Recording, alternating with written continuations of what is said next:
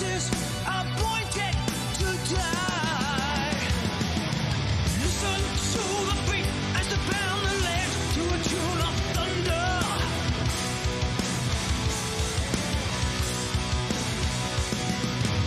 Wax his allegiance right again to a fate of death or torture. Oh no, no, no. Endless cries as the headless cross. Hi again. As I said already, this is fucking crazy, 8 years since we played Masters of Rock together, It's like yesterday for me. Really? Well, I got old in the meantime. See this color? That's I genuine. also get some gray ones already. Oh, that's not great. You're looking cool, man. I'm 65 years old now, so yeah, it's been a long time. And like you say, also 5 minutes at the same time. It's crazy, isn't it? Bloody crazy. So, what have you done during these COVID times? Next to, of course, recording the new album. So, how did you spend the time? For me, it's not been too bad because I live and work in the studio. I mean, I've been in the studio for 25 years and I'm still in it. I'm still here. I do, guest appearances and sessions and stuff like that. So COVID didn't change that too much, but we have a vulnerable family. So for us, we do all the vaccination and the mask and the close the windows and doors and don't talk to people, that kind of thing. We're happy to do that because of our family. My parents are 90 years old. Wow. So we don't want them to get it really, for the last few years of their life, they deserve to be, disease free if we can. So for us, it's important. And I know other people have different ways of doing it, but we're happy to do that. So we do. That changed things for us. We, get food for my parents and we take it to their house and we put it outside. They open the door, take the food in, close the door, take the food into the house, close the door. It's like having an airlock on the it's crazy, Enterprise or something. But we're happy to do that. Musically, though, no, I mean, I'm still working in the studio. I'm still doing guest appearances and sessions for people. But when it came to finishing the album, then that was slightly different. It's the first time I've ever mixed and produced an album online, which is really new for me. Usually you're there in the studio or something when you're mixing it and producing it, as you know. But this time, no. I had a direct link to the studio on video, and live at the time it was happening. I was able to get the guys to adjust or change stuff, edit things. But we can do that these days with this technology that we have now. I mean, fucking hell, technology is amazing in that respect. And you can work with the people worldwide, online. Yeah, it's true. It's true. And it's amazing what you can do. I mean, you still have to be kind of careful, but yeah, it works. And kids these days, the young players, they're creating stuff in their bedrooms and garages. Like, imagine if we had that equipment when we were young. Oh, man, it would have been crazy, wouldn't it? But no, I didn't have that. In my day, I mean, we only just remember cassette players. We didn't have the means to do that. So, yeah, COVID has changed some stuff, but it's not too bad. Okay, so that's good. And just today in the morning, I've read quite big news, big announcement that your Black Sabbath catalog of your era is finally going to be re-released, which is great. So congratulations. And could you tell me more about this? Because it takes a while to get to this point, right? I know. I only heard yesterday. Tony Iommi's manager called me and said that they finally got a record deal for the era. He didn't say much about it. He didn't say what date. But he said it's not likely to be separate albums. It's likely to be a box set. Cool. The Tony Martin era Apart from that, I don't know much at all. But great to hear that they finally got a record deal, because the reason people can't get it at the moment, or any of it, is there is no record deal, so it's not on sale. You know, so I don't get any money from Black Sabbath because it's not on sale. But now, if that changes, and they said it will be this year, suddenly there's going to be a lot of Tony Martin stuff going around, and I apologize in advance. I would say your fans would be happy. No, so it's like, cool. Tony Martin did this, Tony Martin did that. Oh, fuck, Tony Martin, what the fucking hell? Yeah, then you just open the fridge and Tony Martin's going to be there, right? Yeah, I know. Anyway, no, I'm also one of the people who are happy for that, because finally we will be able to get these albums, you know, originals of the albums, because I got just Headless Cross and Cross Purposes, but Forbidden or Tear I couldn't find anywhere. Yeah, maybe you it's don't like 20 years ago even, it wasn't possible to buy it. No, maybe you don't want Forbidden, but apart from that... Well, I like a couple of songs from that album as well. I know that you all hate this album, but I would say it's not that bad. It's not that bad, you know. Maybe it's the production. And this is my other question. So would you be able to remix or remaster the albums? Me? No, I got nothing Or to do someone. I mean, yeah, anyone. they are... I asked Tony's manager yesterday, I said, Tony said they were going to remix Forbidden. Have you heard that? He said, yeah. He said, it is good. It is very good. So that's all I know. I don't know if they're doing anything to the other albums. A long time ago, Tony had sort of said that maybe we could do some new songs to go out with it, but then shortly after that, he told me that they couldn't do anything new under the Black Sabbath name. So we're kind of stuck with what's already there, really, unless we can find some unused songs from the past that we could put on there. I've got something in my eye. Excuse me a minute. Okay, no problem. It's unless we find some songs from the past that we haven't used, which I am looking. I've got loads of cassettes and tapes and things with all the rehearsals and stuff like that. We'll have to wait and see. But first, it was just the news that it's going to happen, so that was great. Yeah. Yeah, and what about some new project or other project with another name, like Iommi did with Glenn Hughes, for example, or his solo album or something like that, like Tony Martin kind of stuff, because that would be cool as well, I think, and so many people would appreciate that. Yeah, I don't think that's possible. I mean, Tony is kind of coming towards the end of his career, not in stature, but in physical, you know, going out and doing stuff. They may, I have a feeling they may try and do something with Bill Ward, record some albums or something, but actually going on the road, I don't think that could sort of really happen. Again, like I said, they couldn't do anything under the Black Sabbath name anyway. But I think we've heard everything that there's likely to be.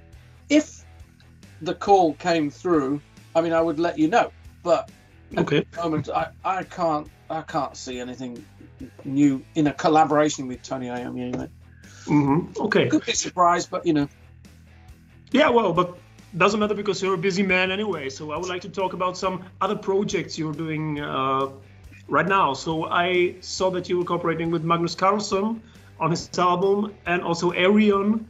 So which one you like the most, or which songs from the last, let's say, couple of years you like the most from these cooperations?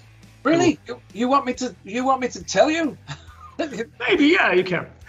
Well, okay. I think my favourite was Secret Society, which was the more gothic sounding song that I did with them. But I love Arion, and it's all of them have been great. You know, it's always a pleasure to work with people like that who are good, you know, top of their game, and they, you know, great players and stuff. So it's always a pleasure, and none of them are bad. But I think Secret Society came out slightly better for me, really. Yeah, I think it's that one. If I have to choose. Okay. And if they get angry with me now, it's your fault for making me choose. Okay. George, make me say it. I'll take it, okay.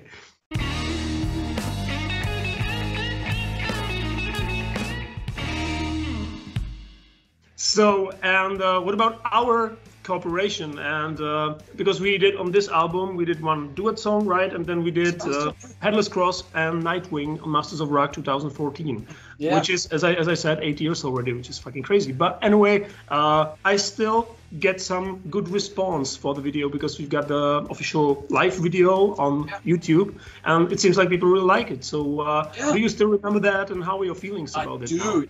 It was hard work, wasn't it? We we had to really work for that one, but it turned out great, and I'm really pleased with what you guys did with it. I think it's a really good version in the end. So well done, everybody. I think you should be receiving applause for that. It was, again, it's nice to meet all you guys and to be in your company. It's just for me, when I'm asked to do these guest appearances, you only get one rehearsal or something to have a go at it, and you have to try and get the whole thing together in such a short space of time. So it's hard work for everybody, but yeah, you did a good job, and it turned out great in the end. So well done. Yeah, it's good. Yeah, I also have to say hi from Roland Grippo and also from my bandmates to you, because I told them that we're going to talk together. And also Roland really loves your new album. He said your voice is just amazing. And I also have to say that because you are singing so high, so low, so various, it's amazing. So how did you do that? How did you do that? Because, man, it's awesome work. Congratulations. I appreciate that. Actually, my voice is down from where I was with Black Sabbath. I'm about 5 notes down. So if you on your guitar, if you know the octave E position, right? With Sabbath, I used to sing in the G above that. So now my voice is in the D below the octave position. So I'm down about 5 notes, but it still works. So all I've done now is I'm singing in my new range. And so the songs on Thorns, for example, are all within this new range that I'm singing now. But it works. So, you have to adjust your voice as you get older and make it fit. And that's what I did. The great thing is my voice is still working, and I still get the power in there, and the lyrics help me as well, the story and the thing. So all of that together is what you're hearing now. But the different styles. Okay, well, if you could climb inside my head, it's crazy in there. It's like a nightmare because all of those different styles, those different instruments, the electric violin, like a crazy slap bass, so that's all in my head. And it's like, what do I do with all that?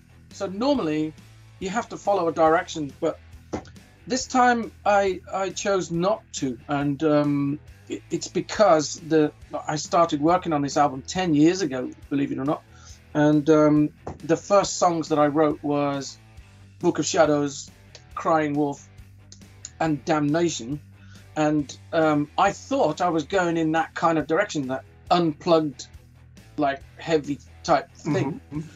And then I met Scott McClallen, the guitar player who lives in America, and that changed everything. And so now I'd go, oh no, what do I do now? Which direction am I going in now? So in the end, I said, you know what? Let's do it all. We'll just do everything. I would like to say this mixture, works bloody great, I would say. And so I allowed myself the space to record it all, regardless of what is in my head. And it is crazy inside my head. Whatever is in there, I allowed myself to record it and put it on the album.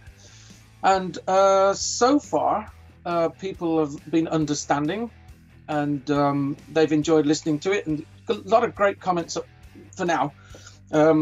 But I'm really pleased that I allowed myself to record all of that stuff, because it does make an interesting album, And I think one of the problems these days is that, it's tempting to download one song or 2 songs or something like this, but people have forgotten, I think, how to make an album. Do you know what I mean? And I think this kind of reminds everybody, what an album could be or should be. So I'm happy. I really am grateful for all of the kind comments that are coming from everybody. So all is good at the moment. Fingers crossed. Yeah, I also ordered 2 copies, 2 signed copies, by the way. So I hope you will sign it soon and send that to me because, I just heard it on YouTube firstly, but I heard the whole album and I had a feeling that I'm listening to something big, really, during the whole time. Because it's because of the lyrics, because of the melodies, because of the atmosphere it has. Because, as you said, nowadays everyone is just concentrating themselves on one single or maybe 2 singles from the album. But here, the whole stuff just works together. I really like it. And in the old days, I mean, I keep going back. I'm 65 years old. I remember the old days. Anyway, in the vinyl days, if you didn't like a track, the only way you could skip it was to go to the player, lift the stylus off the vinyl, and put it down somewhere else. Okay, that was boring. So what we used to do is, oh God, it's that song again. I don't like that song. But then after time, sometimes you get used to this song and you go, actually, that song isn't that bad. And so in my day, we used to get used to listening to albums with a variation of songs and stuff on it. And they became close to our hearts because of all of those dynamics and different, songs and tunes and stuff. So it's a kind of a return to that sort of way of thinking. Mm-hmm. The only thing that's changed really is that usually we used to have a track list, and you'd sort of say, okay, we'll do a fast one first, maybe do a rock and roll, then we do a slow one, and then we do that kind of thing. There was a skill, there was an art into setting the track list for the album. This one, oh my God, this one is in alphabetical order. Really? Have you noticed? No. Not yet. Look at the song titles, they're in alphabetical order. So it's As the World Burns, Black Widow Angel, Book of Shadows, Crying Wolf, and Thorns is last, the letter T. So it's alphabetical. Wow. There's a reason that it was an accident. It was really an accident. Because, when you're working on a computer and you put your files in a folder, the computer puts them in alphabetical order, right? Oh, yeah. Well, I didn't notice. And I was working on these songs in that order, and then it was like halfway through the album and they went, wait a minute, this is in alphabetical order. That is crazy. That is really crazy. And it's crazy because it worked. The order of the songs followed perfectly. That was something like the influence from above, I have no idea. Like this. I have no idea. But oh man, when I noticed that, I was absolutely shocked. And I thought, we've got to keep that, because it's such an unusual thing. I don't think anybody else has ever done that. I would say that's the only album ever to be, said it like this. I know it. And if you've got some kind of disorder of the mind and you like things in order, there's one for you. Crazy.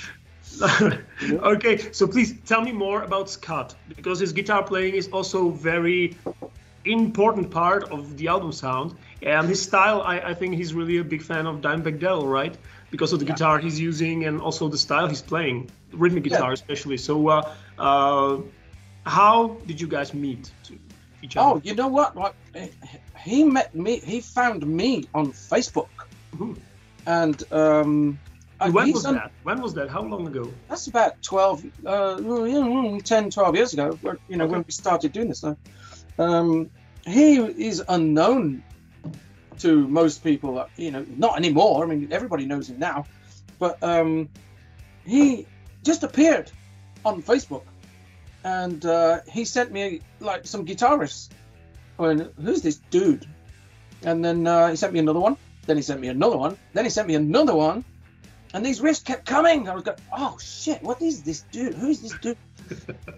So I got in touch with him and said, hi, man, do you want me to sing on this stuff?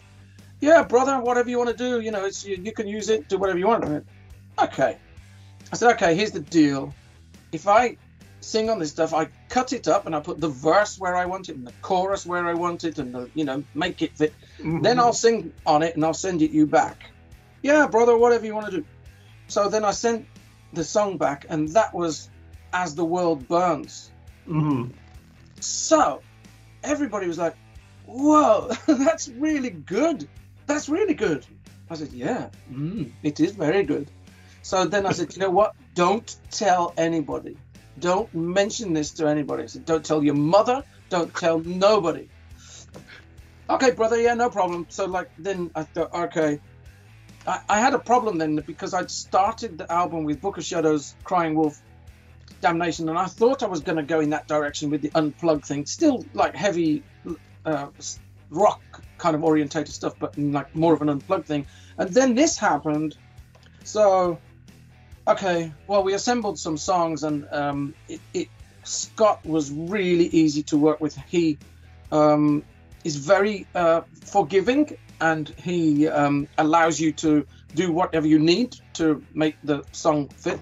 But the other thing with Scott is, which is different, is that he gives every riff a name. So, like, when I was working with Sabbath, for example, you know, Tony Iommi, he would have a tape, a cassette, and it would say, riff in E, slow riff in E, fast riff in E, riff in A. Okay, so it doesn't really mean anything, it doesn't sort of tell you anything. But with Scott, he sends me a guitar riff, and it's called As the World Burns. Okay, so now that the thing about that is, first, when he mentions a guitar riff, I know which one he's talking about. Secondly, sometimes the name that he gives the riff can be the inspiration for the song. Sure, for the lyrics. It doesn't always work. I mean, it didn't work like that for Black Widow Angel, for example, but sometimes you can get inspiration just from the name of the song. So I have found it really easy to work with Scott, and a pleasure. And I like him a lot. He's been over to visit me in England because he lives in America. And we've hung out together for a while. And he's just a really nice guy. So I think, you know, you'll hear more from Scott. He's got the ability to produce riffs just endlessly. He must have his mind permanently plugged into a Marshall amp or something. I don't know what is going on, because how he comes up with this stuff is just incredible. But the cool thing is the riff sounds new and fresh, because, you know, lots and lots of hard rock and heavy metal bands and albums are just boring, because it's like rebuilding, replaying, you know, the same riffs over and over and over again, like since the last 50 years. So now this was something really special, because I said, oh, okay, because there are not so many guitar players which you can recognize after a couple of notes. Right. And here I think maybe this would be possible after some time. It's got a style. I mean, you have to understand that I have built the song out of his riffs. So the reason those songs sound that way is because that's the way I needed them to be to sing on. Mm-hmm. They didn't sound like that when he first gave them to me. I've had to sort of put them together so that Tony Martin can sing. And that's another style that you may recognize. You may recognize my voice, but you're going to recognize Scott's playing as well.